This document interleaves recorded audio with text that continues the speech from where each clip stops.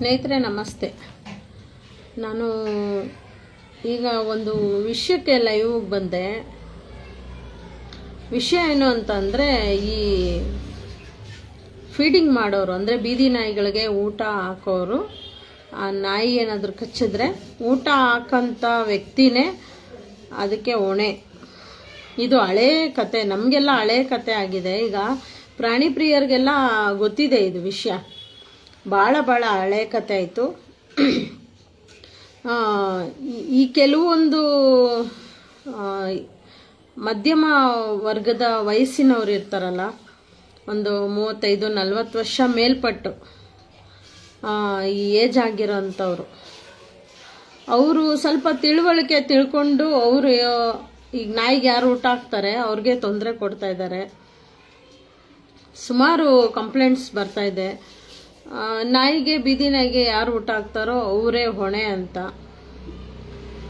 ಅದು ಮೇನಕಾ ಗಾಂಧಿಯವರು ಕ್ಲಾರಿಫೈ ಮಾಡಿ ಬಿಟ್ಟಿದ್ದಾರೆ. ಸೊ ನಮಗೆಲ್ಲ ಗೊತ್ತಿದೆ, ಪ್ರಾಣಿ ಪ್ರಿಯರಿಗೆ ನಮಗೆಲ್ಲ ಗೊತ್ತಿದೆ ಅದೆಲ್ಲ ಹಳೆ ಕತೆ, ಮತ್ತು ಅದು ಕ್ಲಿಯರೆನ್ಸ್ ಆಗಿದೆ, ಅದೆಲ್ಲ ಸುಳ್ಳು ಅಂತೇಳಿ ಮಾಹಿತಿ ನಮಗೆಲ್ಲ ಗೊತ್ತಿದೆ.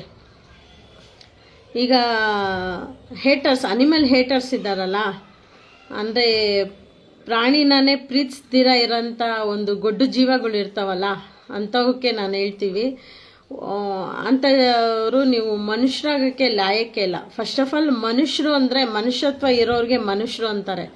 ಸೊ ಅದು ಆ ಮನುಷ್ಯತ್ವ ಇರೋಕ್ಕೆ ಲಾಯಕ್ಕೆ ಇಲ್ಲ. ಬೀದಿ ಮೇಲೆ ಓಡಾಡ್ಕೊಂಡು ಉಪಾಡ್ಗವು ಊಟ ಮಾಡಿಕೊಂಡು ಉಪಾಡ್ಗವು ಗಾಳಿ ಕುಡ್ಕೊಂಡು ಎಲ್ಲೋ ಬಿಸಿಲು ಮಳೆಯಲ್ಲಿ ಎಲ್ಲೋ ಅವುಗಳು ಉಪಾಡ್ಗವು ಇರ್ತವೆ. ಅಂಥವಕ್ಕೆಲ್ಲ ತೊಂದರೆ ಕೊಟ್ಕೊಂಡು ಅವರು ಊಟ ಮಾಡೋದನ್ನು, ಫಸ್ಟು ನೀವು ಊಟ ಮಾಡೋದನ್ನು ನಿಮ್ಮ ಜೀವನ ನೀವು ನೋಡ್ಕೊಳ್ಬೇಕು. ಬಾಯಿಲ್ದರೆ ಜೀವಗಳು ಅವುಗಳಿಗೆ ಊಟ ಹಾಕೋದ್ರಿಂದ ಊಟ ಹಾಕೋರ್ಗೂ ತೊಂದರೆ ಕೊಟ್ಕೊಂಡು ಏನು ಪ್ರಯೋಜನ ನನಗೆ ಅರ್ಥ ಆಗ್ತಾ ಇಲ್ಲ.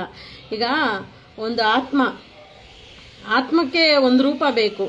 ಅದು ಇರುವೆ ರೂಪನ ಆಗಿರ್ಬೋದು, ಮನುಷ್ಯನ ರೂಪನ ಆಗಿರ್ಬೋದು, ನಾಯಿ ರೂಪನ ಆಗಿರ್ಬೋದು, ಒಂದು ಬೆಕ್ಕು, ಯಾವುದೇ ಒಂದು ಪ್ರಾಣಿ ರೂಪದಲ್ಲಿ ಆತ್ಮನ ತುಂಬಕ್ಕೆ ಸಾಧ್ಯ ಭಗವಂತ. ಸೊ ಹಂಗಿರೋವಾಗ ಆ ಜೀವನ ಕೊಟ್ಟಿದ್ದು ದೇವರೇ ಅಲ್ವಾ, ಆ ರೂಪನ ಕೊಟ್ಟಿದ್ದು ದೇವರೇ ಅಲ್ವಾ. ಯಾವುದೋ ಒಂದು ಒಳ್ಳೆ ಪುಣ್ಯ ಮನುಷ್ಯ ಜನ್ಮ ಬಂದಿದೆ.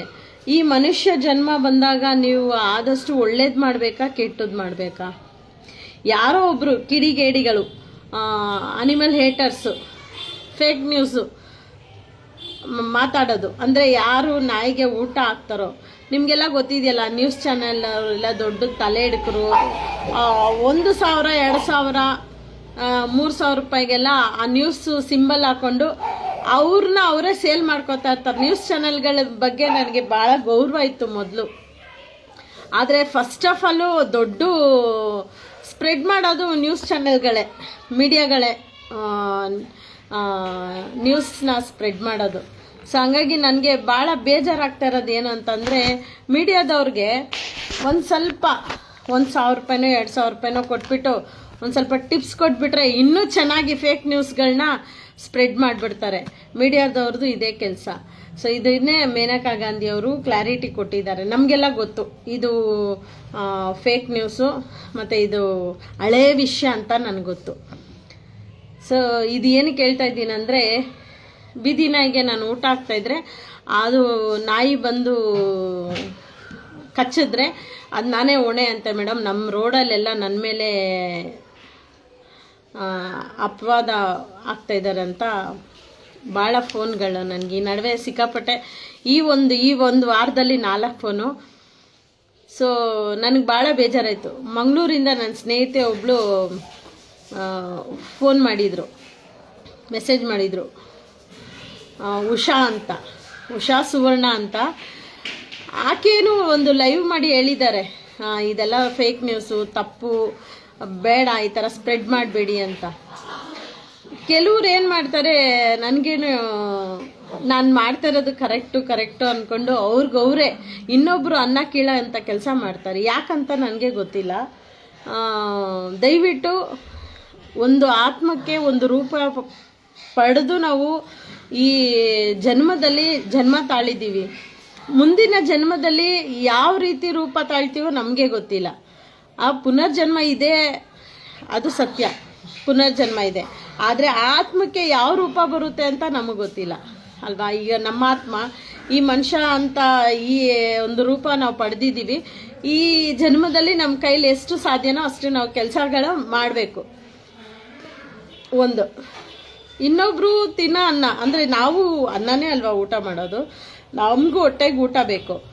ಸೊ ಪ್ರಾಣಿಗಳಿಗೂ ಊಟ ಬೇಕು. ಯಾಕೆ ನೀವು ಆ ಪ್ರಾಣಿಗಳು ಊಟ ಮಾಡೋದನ್ನ ಅಷ್ಟು ನಿಷ್ಠುರವಾಗಿ ಮಾತಾಡ್ತೀರಾ, ಅಷ್ಟು ಕೆಟ್ಟದಾಗಿ ಯಾಕೆ ಮಾತಾಡ್ತೀರಾ ನನಗೆ ಅರ್ಥ ಆಗ್ತಾ ಇಲ್ಲ. ಇದೆಲ್ಲ ಫೇಕ್ ನ್ಯೂಸು. ಮತ್ತು ಮಧ್ಯಮ ವರ್ಗದವ್ರಿಗೆ ಇದು ಪ್ರಾಣಿ ಅಂದ್ರೇ ಆಗಲ್ಲ. ಅವ್ರಿಗೆ ಅವ್ರ ಮಕ್ಕಳಂದ್ರೇ ಆಗಲ್ಲ, ಮನೆಯವ್ರಂದ್ರೇ ಆಗಲ್ಲ. ಅವ್ರ ಮನೇಲಿರೋಂಥ ಜೀವ ರಾಶಿಗಳು ಅಂದರೆ ಮನುಷ್ಯರಂತ ನಾವು ಹೇಳಕ್ಕೆ ಹೋಗಲ್ಲ. ಅವ್ರಿಗೆ ಹುಟ್ಟಿರೋರೆಲ್ಲ ಕಿಡಿಗೇಡಿಗಳೇ ಆಗಿರ್ತಾರೆ.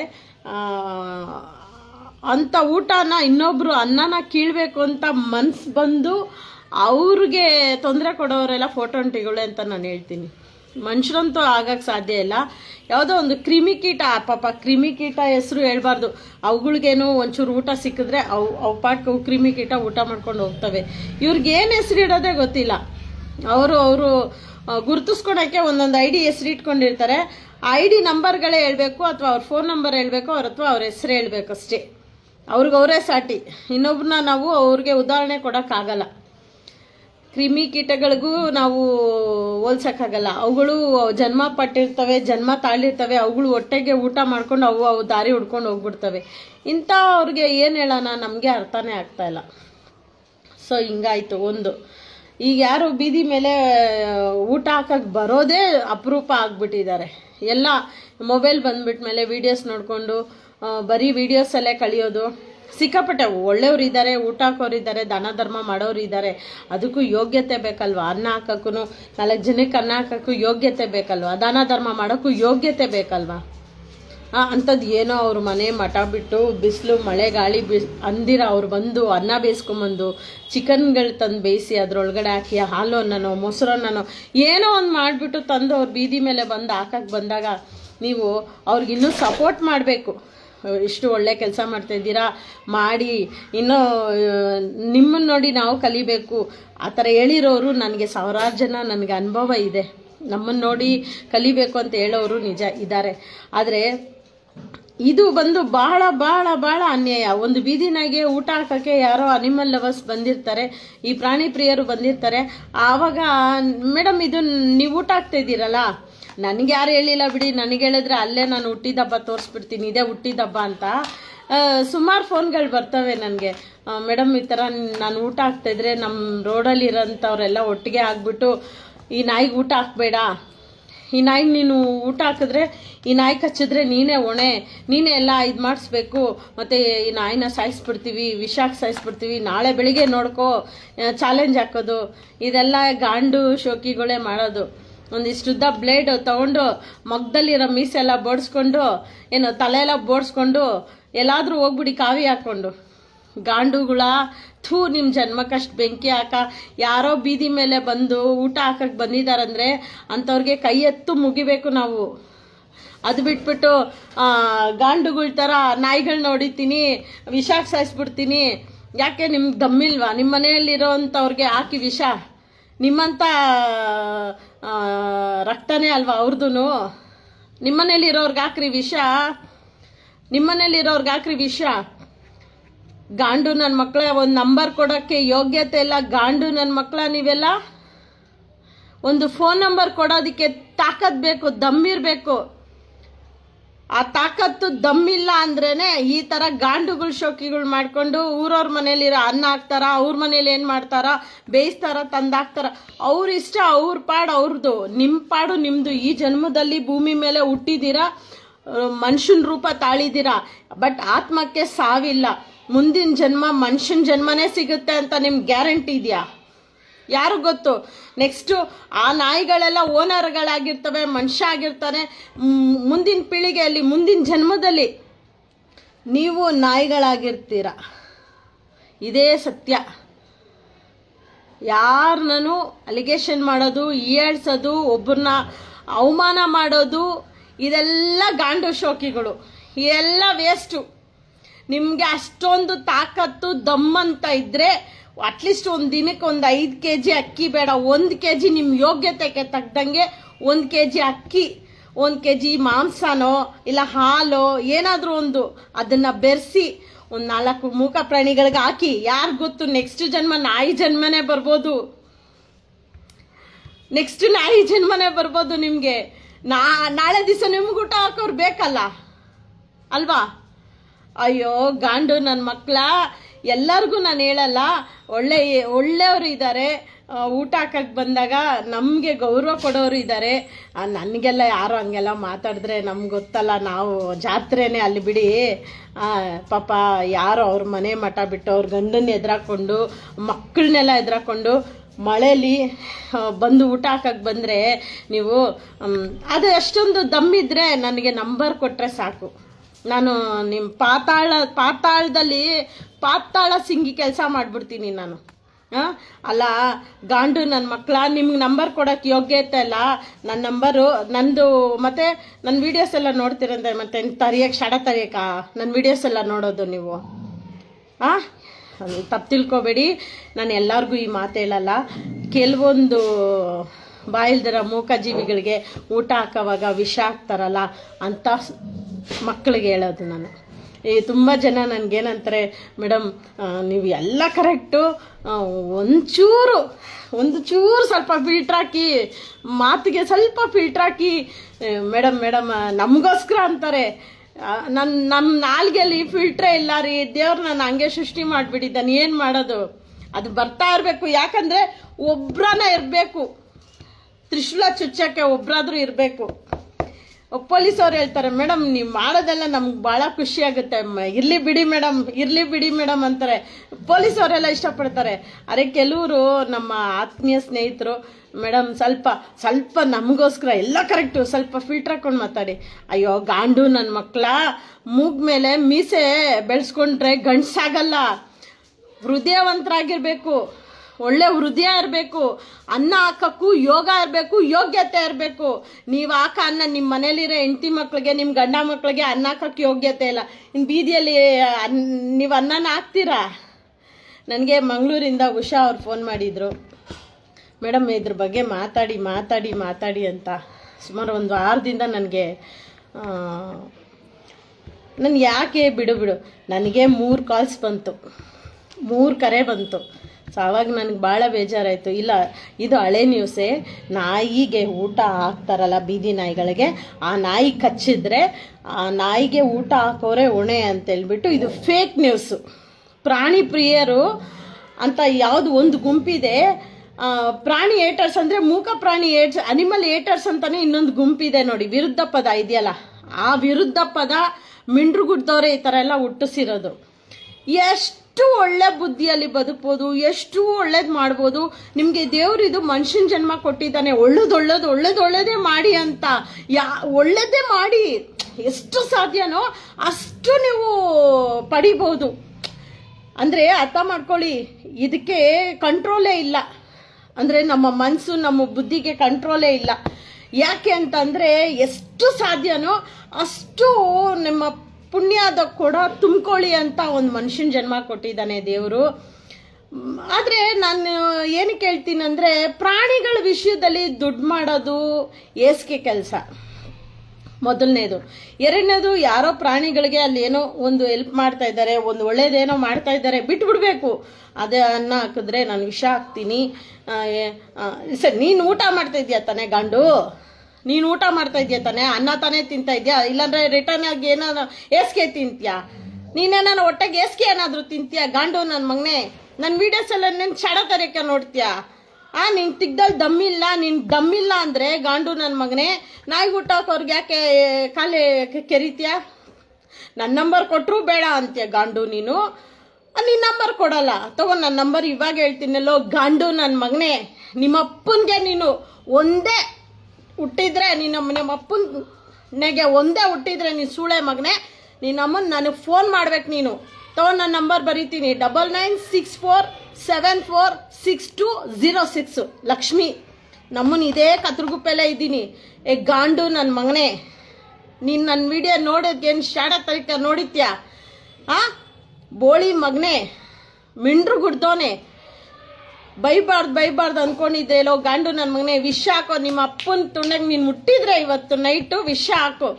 ಒಂದು ನನಗೆ ನಂಬರ್ ನೀನು ಕೊಟ್ಬಿಡು ನನ್ನ ಮಗನೇ. ಎಲ್ಲೋ ಇರೋದಲ್ಲ ನೀನು, ಎಲ್ಲೋ ಇದ್ಬಿಟ್ಟು ಬಂದ್ಬಿಟ್ಟು ಗಾಂಡು ಕೇರ ಫುಟ್ಬಾತ್ ನನ್ನ ಮಗನೇ. ನೀನು ಬಂದು ನಾಯಿಗೇನು ವಿಷ ಹಾಕೋದು?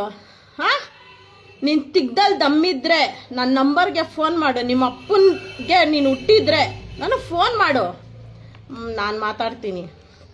ವಿಷ ನೀನು ಹಾಕ್ತೀಯಾ? ನಮ್ಮ ಅಪ್ಪನ ನಾನು ಹುಟ್ಟಿದ್ದೀನ ನೋಡ್ಬಿಡ್ತೀನಿ.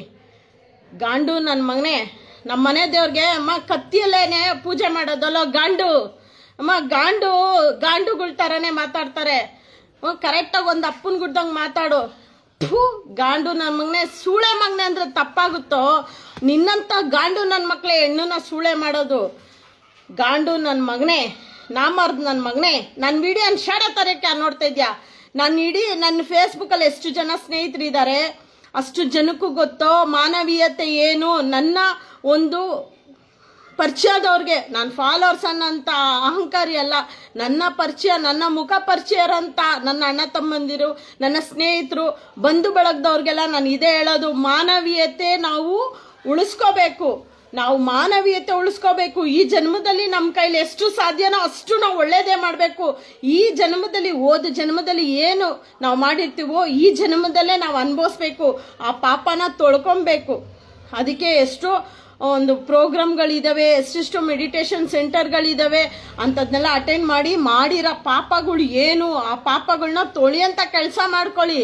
ಅದು ಬಿಟ್ಬಿಟ್ಟು ಗಾಂಡುಗಳ ನಾಯಿಗೆ ಊಟ ಹಾಕಿದ್ರೆ ನಾನು ಪಾಯ್ಸನ್ ಮಾಡ್ತೀನಿ, ವಿಷ ಹಾಕ್ತೀನಿ.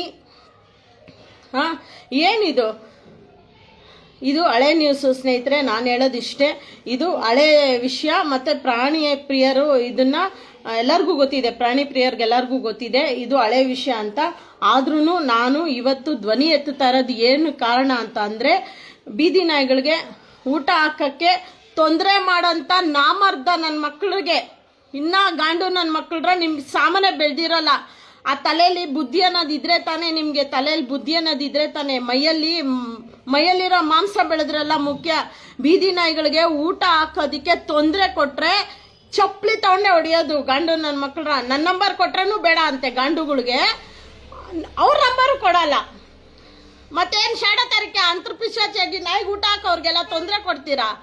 ನಿಮ್ಮ ತಟ್ಟೆಲೆಲ್ಲ ನಾಯ್ದು ಏಳೆ ಸಿಗೋದು ನಿಮಗೆ. ಅನ್ನ ಹಾಕೋರ್ಗೆ ತೊಂದರೆ ಕೊಟ್ಟರೆ ಸೂಳೆ ಮಕ್ಕಳು ಅನ್ಬಾರ್ದಂತ ಇಷ್ಟೊತ್ತು ನನ್ನ ಕಂಟ್ರೋಲಲ್ಲಿ ಇದ್ದೆ. ಗಾಂಡುಗಳ ನಾಯಿಗೆ ಊಟ ಹಾಕೋಕ್ಕೆ ಎಷ್ಟು ಕಷ್ಟ ಇದೆ ಗೊತ್ತೇನ್ರೋ? ಗಾಂಡುಗಳ ಊಟ ಸಿಗ್ಬೇಕಂದ್ರೆ, ಆ ನಾಯಿಗೆ ಒಂದು ನಾಯಿಗೆ ಊಟ ಸಿಗ್ಬೇಕಂದ್ರೆ ಆ ಪ್ರಾಣಿ ಪ್ರಿಯ ಆ ಬೆಳಗಿಂದ ದುಡ್ದಿರೋ ದುಡ್ಡು ಅಕ್ಕಿ ಮಾಂಸ ಎಲ್ಲ ಹಾಕಿ ಅವಳು ಗಾಡಿಗೆ ಪೆಟ್ರೋಲ್ ಹಾಕೊಂಡು ಮಳೆ ಬಿಸಿಲು ಗಾಳಿ ಅಂದಿರ ಬೀದಿ ಮೇಲೆ ಬಂದು ಎಲ್ಲ ಪ್ರಾಣಿಗೆ ಊಟ ಸಿಗ್ತಾ, ಅದ್ರಲ್ಲಿ ಒಂದು ನಾಯಿಗೆ ಊಟ ಸಿಕ್ಕಿಲ್ಲ ಅಂದ್ರೂ ನಮ್ಮ ಆತ್ಮದಲ್ಲಿ ರಕ್ತ ಕಣ್ಣೀರು ಬರುತ್ತೆ. ರಾತ್ರಿ ಹೊತ್ತಲ್ಲಿ ಒಂದು ನಾಯಿಗೆ ಊಟ ನಾವು ಹಾಕಿಲ್ಲ ಅಂದ್ರು, ಆ ನಾಯಿ ಸಿಕ್ಕಿಲ್ಲ ಅಂದ್ರೂ ಎಷ್ಟು ಮನ್ಸಿಗೆ ನೋವು ಬರುತ್ತೆ ಗೊತ್ತಾ ನಮ್ಗೆ?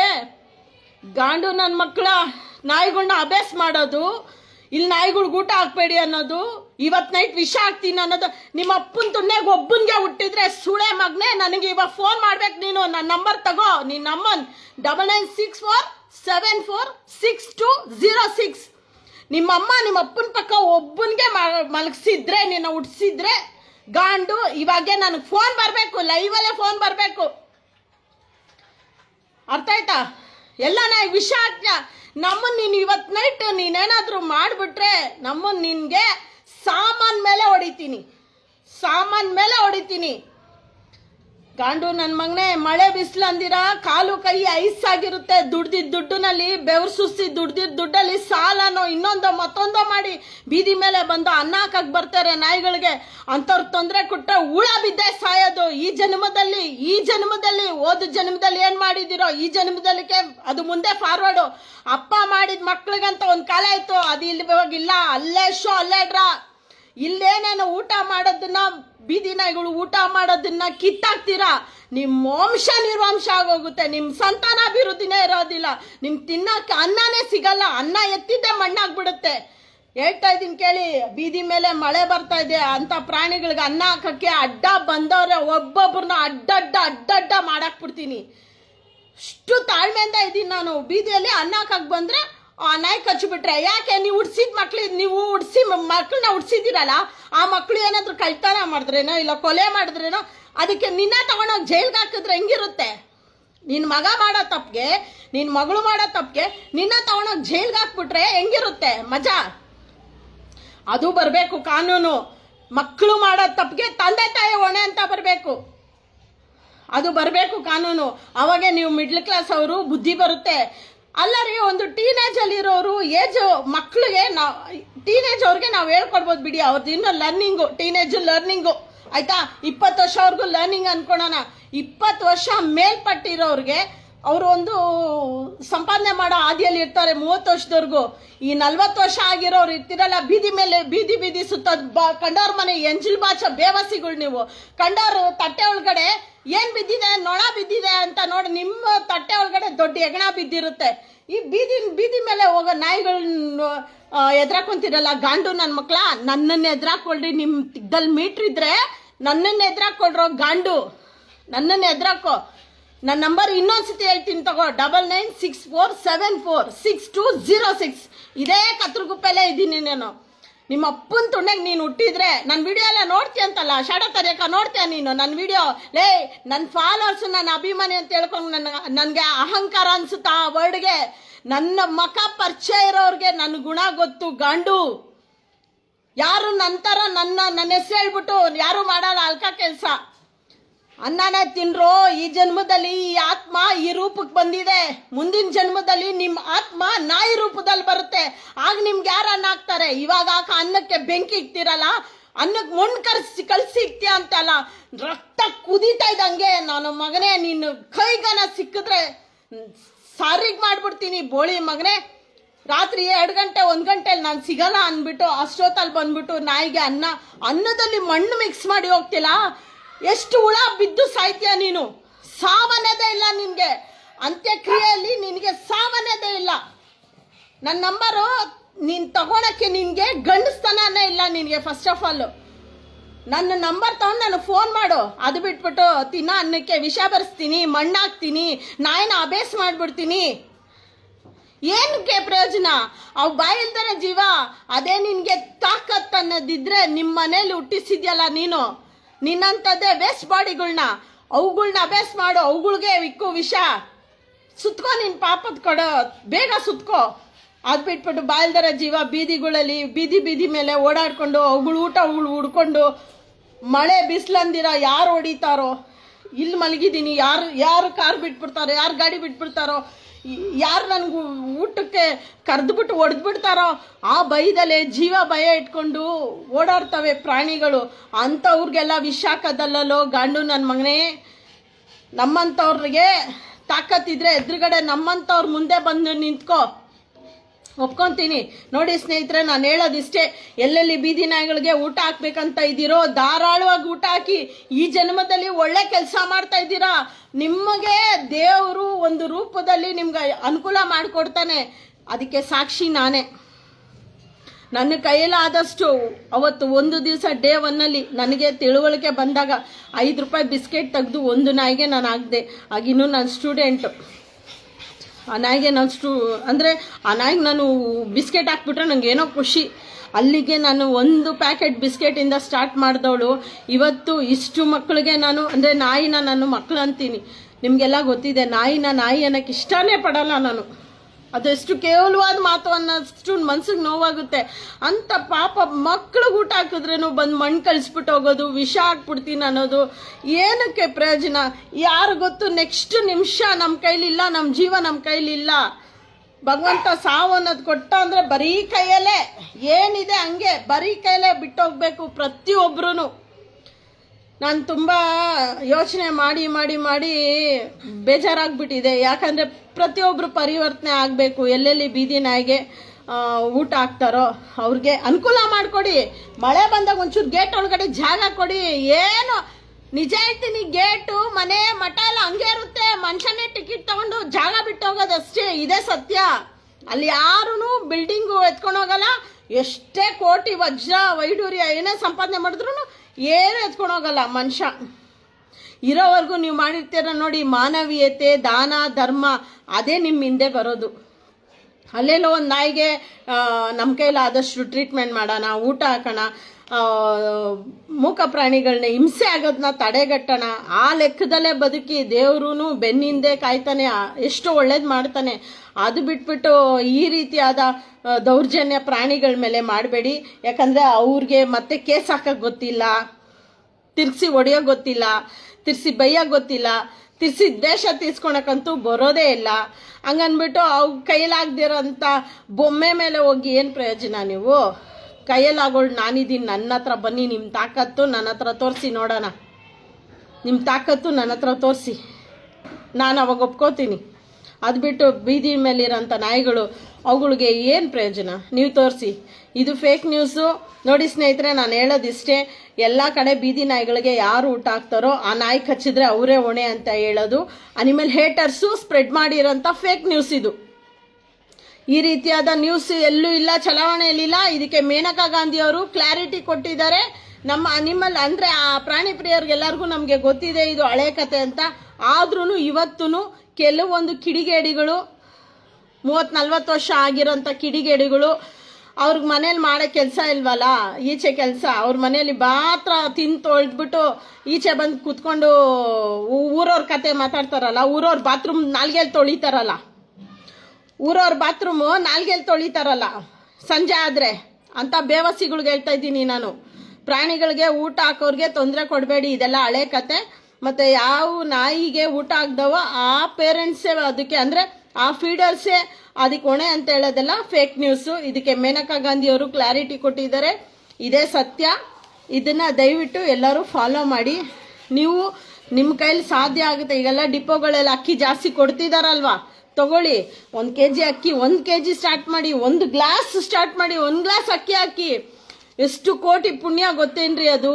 ಕಲ್ಲು ದೇವರು ಆತ್ಮ ಅಲ್ಲಿ ಇರುತ್ತೆ, ದೇವ್ರದ್ದು ಒಂದು ಜ್ಯೋತಿ ಇರುತ್ತೆ, ದೇವ್ರದ್ದು ಒಂದು ಆತ್ಮಕ್ಕೆ ನಾವು ಸಮಾಧಾನ ಆಗೋಕ್ಕೆ ಹಾಲಭಿಷೇಕ, ಅದಕ್ಕೆ ಬೇಕಾದಂಥ ಎಷ್ಟೋ ರೀತಿಯಾದ ಅಭಿಷೇಕಗಳೆಲ್ಲ ಮಾಡಿ ಭಗವಂತನ ಪರಿವರ್ತನೆ ಅದ್ರ ಪ್ರತಿಫಲ ಪಡೆಯೋಣ ಅನ್ನೋಷ್ಟು ಬುದ್ಧಿ ಇರುತ್ತಲ್ವಾ.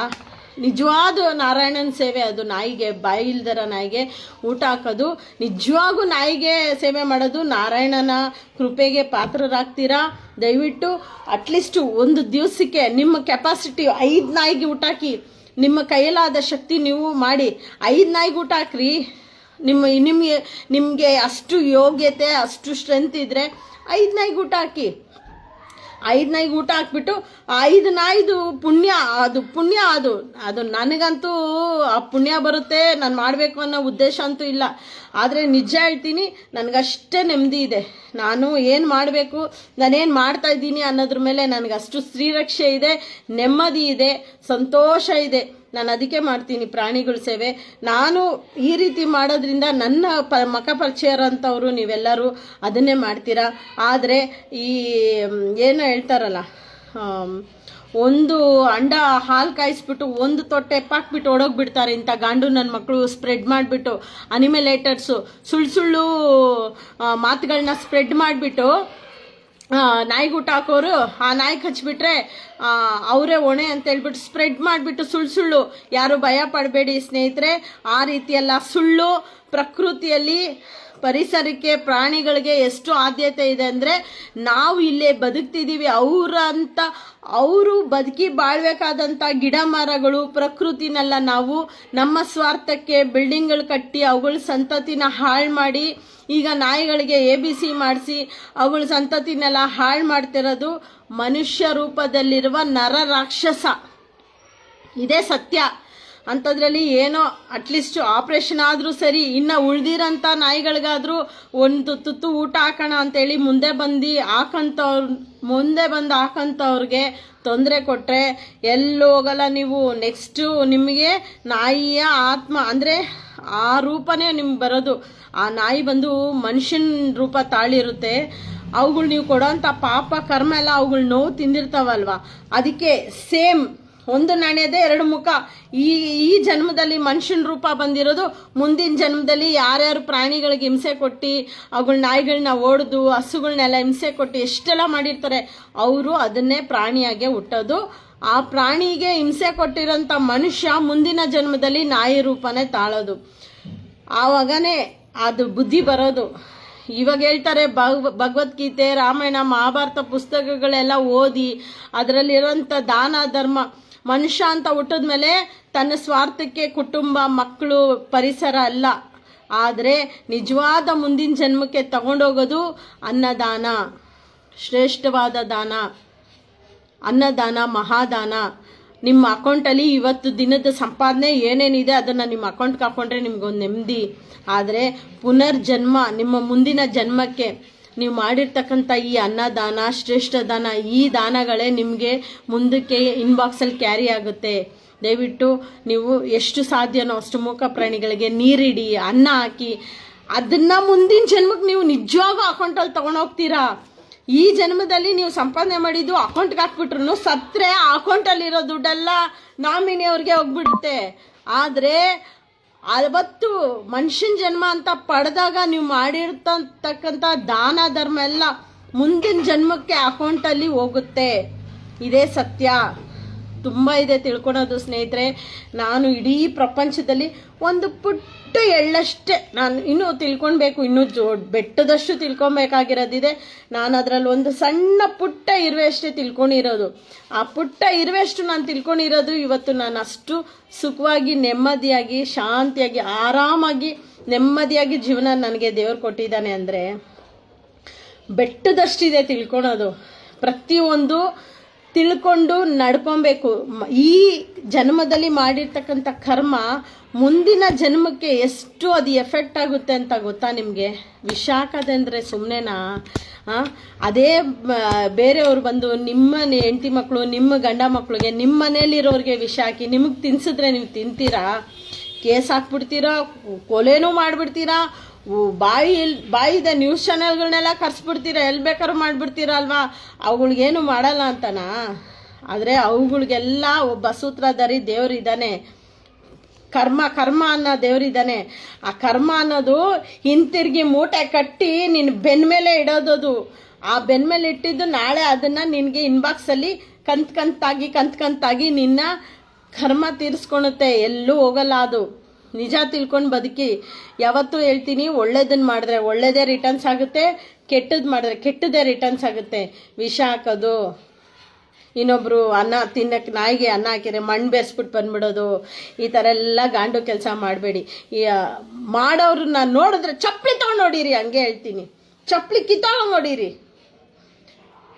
ಎಷ್ಟು ಮಾತಾಡಿದ್ರು ಅಷ್ಟೇ ಸ್ನೇಹಿತರೆ. ಒಂದೇ ಒಂದು ವಿಷಯ ನಾನು ಕ್ಲಾರಿಟಿ ಕೊಡ್ತೀನಿ. ನಾಯಿಗೆ ಯಾರು ಊಟ ಹಾಕ್ತಾರೋ ಅವರು ನಾಯಿ ಕಚ್ಚಿದ್ರೆ ಅವರೇ ಹೊಣೆ ಅಂತ ಇರೋ news fake news, fall news, ಅದೆಲ್ಲ ಜಾರಿಯಲ್ಲಿ ಇಲ್ಲದೆ ಇರೋ ನ್ಯೂಸು. ಇದು ಪ್ರಾಣಿ ಪ್ರಿಯರು, ಇದು ನಮಗೆಲ್ಲ ಗೊತ್ತಿದೆ ಹಳೆಯ ವಿಷಯ ಅಂತ. ಬಟ್ ಇದು ಈಗ ನಾಯಿಗೆ ಊಟ ಹಾಕೋಕ್ಕೆ ಸ್ಟಾರ್ಟ್ ಮಾಡ್ತಾ ಇರ್ತಕ್ಕಂಥ ಹೊಸಬ್ರು, ಮತ್ತು ಈಗ ಆಲ್ರೆಡಿ ರಸ್ತೆಗಳಲ್ಲಿ ಕಾಟ ಕೊಡ್ತಾ ಇದ್ದಾರಲ್ಲ ಅಂಥ ಬೇವಸಿಗಳಿಗೆ ನಾನು ಹೇಳಿರೋದು. ಧನ್ಯವಾದಗಳು ಸ್ನೇಹಿತರೆ.